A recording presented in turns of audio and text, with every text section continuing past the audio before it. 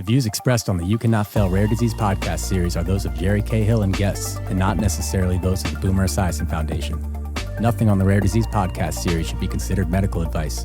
Such advice can only be provided by a medical professional who deals with rare disease. The Boomer Esiason Foundation and Jerry Cahill cannot be held responsible for any damage which may result from using the information on this podcast series without consulting a medical professional. You're watching the You Cannot Fail Rare Disease podcast series presented by the Boomer Esiason Foundation, advocating for people living with rare diseases.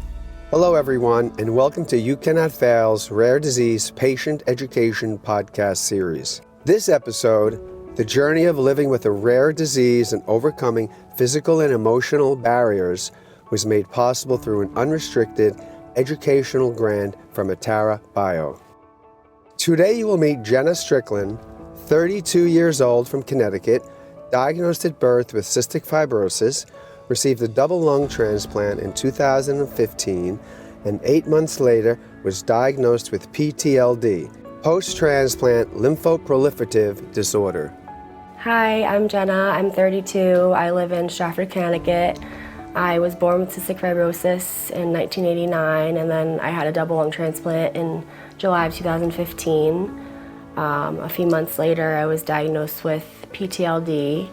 The things I like to do are cooking, working out, reading, yoga, playing with my dog, and being with my family and friends. I really love fashion. That's my passion in life. Ever since I was little, I loved it, and that's just what kind of gets me up in the morning.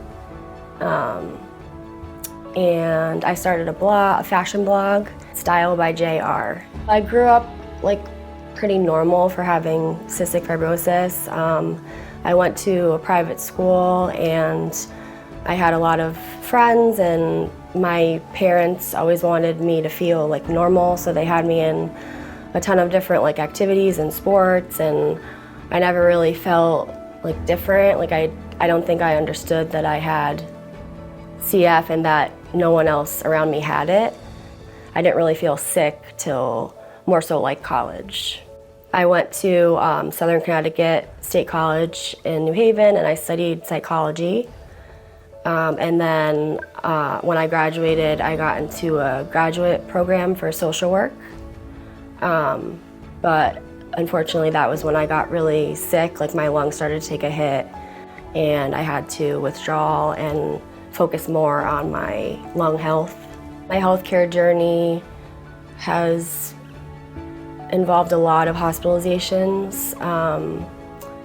The hospital kind of feels like a second home for me, and I have gotten to know a lot of the nurses and doctors on a personal friend level. Life changed for me after transplant because I could exercise again and walk around, and I wasn't tied to an oxygen leash all the time, and I really liked being able to exercise again, because that was a huge part of my life that was taken away when I got sick. I only had that new lease on life post-transplant for 8 months because I got diagnosed with PTLD. PTLD is a form of cancer, and you get diagnosed with, it's either Hodgkin's or non-Hodgkin's usually. So mine was non-Hodgkin's lymphoma. I went through chemo, and then about a year later, it came back as the same non-Hodgkin's lymphoma in my colon. So I started treatment for that, and while I was in treatment, I started getting migraines, and they thought it was sinus related, so I had an emergency sinus surgery, and they took biopsies, and it was again found in my sinus and eye. I was getting 96-hour chemo straight, and so I would be in the hospital for weeks at a time, and it felt very lonely, and sometimes I felt like I was the only one dealing with it at the time. It was very difficult being away from family and friends for that long. With PTLD, I felt physically exhausted. I had a lot of body aches and pain. specifically in like the area the cancer was, like my throat, my colon.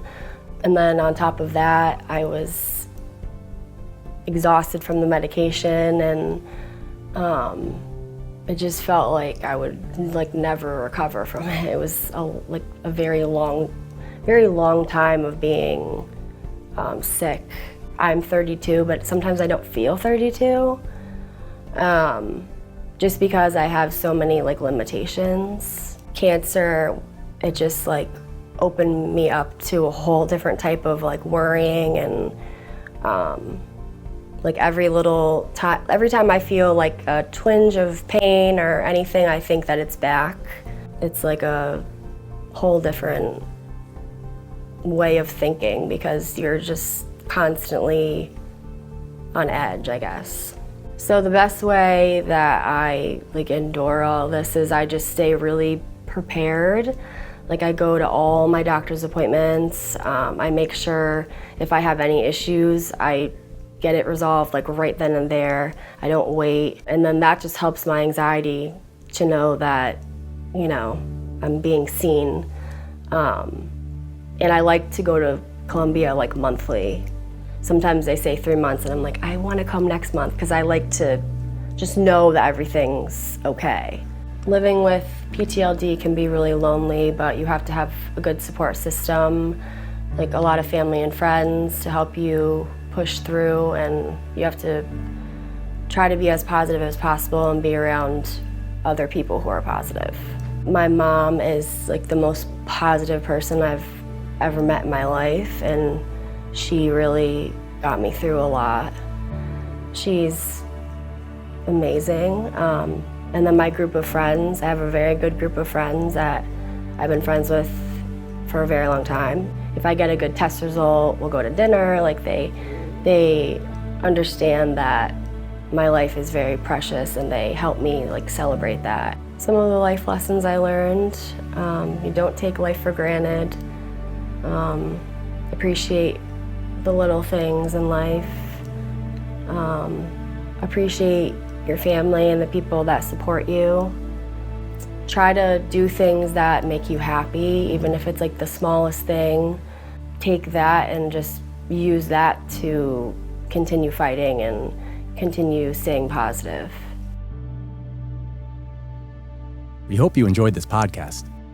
Be sure to like, subscribe, and hit that notification bell on the Boomer Esiason Foundation's YouTube channel so we can keep you up to date on the latest educational programs for the rare disease community.